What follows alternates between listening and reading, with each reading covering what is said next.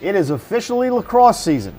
The first edition of the Tiger Lacrosse Report starts now.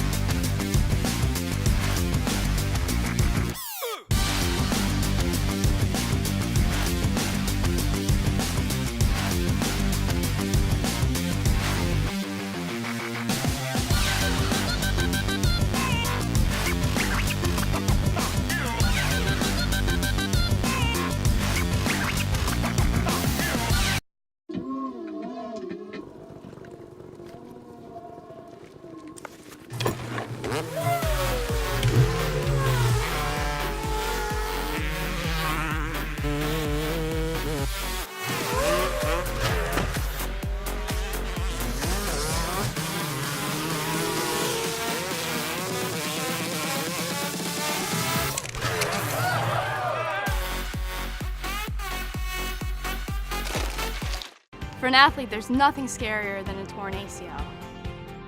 Athletes trust us with their care and their careers because we're a recognized leader in sports medicine. Get back to your active life sooner with MedStar Sports Medicine. White Market's ice cream plant is based in Sunbury, Pennsylvania, and is locally owned and operated. We've been making our ice cream for nearly 50 years. We create roughly 70 flavors of ice cream right now. We use local ingredients, especially our cream, which is from our milk plant. The cream is what gives our ice cream a rich and creamy texture. Now, together with our customers, we've created a product called Peanut Butter Indulgence, which will be coming out this summer. It's a peanut butter ice cream with sea salt caramel swirl and chocolate-covered pretzel. How can you go wrong with that? Personally, I love our ice cream. If you come to our house at any given time, you'll find at least 5 packets of ice cream in our freezer. Our kids grew up eating Wise quality ice cream, and now we get to treat our grandchildren to it. It's been a pleasure for me to be tasting ice cream for over 40 years for Wise Markets, and I'm loving every minute of it. Welcome to our first in-studio edition of the Tiger Lacrosse Report. I'm your host, Spiro Morekas, along with head coach Shawn Nadelen. And Coach, the Tigers start off playing at Johns Hopkins on Saturday, and to say things didn't go the way you wanted would be an understatement, I think. That's pretty accurate. Yeah, it couldn't have gone any worse, I think, besides maybe laying a big old goose egg on the scoreboard. There was, I think, a lot of different reasons why, and we just got to be able to learn from it and put it behind us and move forward. And then that's what we're working at practice. It wasn't great, obviously, to experience that, but I think for the type of team that we have right now, we're not a mature team. And hopefully this allows us to understand how to become more mature and how to handle those types of environments.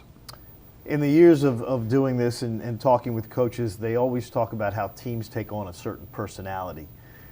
And is it too soon to realize what the personality of your team is now, or do you have enough info to kind of figure out what type of a personality this team has? I'd say it's too soon. I still feel like we have good leadership, but we just have so many. You're young. Pieces. You're really young. We have so many new pieces that I still feel like everybody's trying to figure out their role within it, and guys that should feel comfortable leading, maybe they're not doing it to the best of their ability, and maybe not doing it, not doing it well. And that's what we're looking to encourage as a staff, and obviously we're looking to hold the players accountable and get things on track as quick as possible. But, we're still, a big work in progress. This game starts not in great conditions, but both teams have to play in it. Hopkins comes out, and this is a team that has been sitting on just a blowout loss from the first round of the NCAA tournament. So that for 8 months, they've been thinking about getting back out there and playing again. Mm-hmm. You guys come out, brand new offense, your defense is back, your face-off man is back, and we saw something, and Hunter Lochte mentioned this on the broadcast. It was almost like a replica of the game at Hopkins 2 years ago, where you guys uncharacteristically were turning the ball over in unforced areas. Mm-hmm. Is it youth? Is it not having played a real game together, or just one of those days? Yeah, I feel like yes to all of that. For whatever reason, maybe we were excited to play that game. I think the guys were up. When we went out for our pregame warm up and stuff, the guys were into it. I don't know if it was just a disconnect between the warm up and then actually starting the game, and then that's something that we're looking at as a staff, as there is too much time in there. Did we lose our focus? Did we lose our our ability to be excited and dialed in? Again, we were, like you said, we were just throwing the ball away. We were missing passes. There was a lot of things that we committed ourselves, and not to take anything away from Hopkins, they played a really strong game and took clear advantage of our mistakes, especially in that first quarter.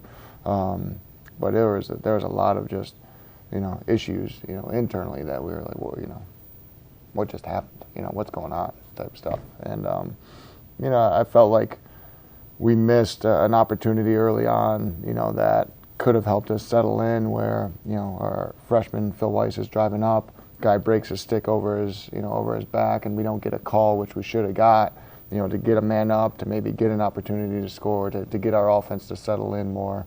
Or we would have thrown the ball away in the first 5 minutes of the man up. Who knows? That's the way the night was going. But at least who knows? If we would have had an opportunity like that to see how the game unfolded.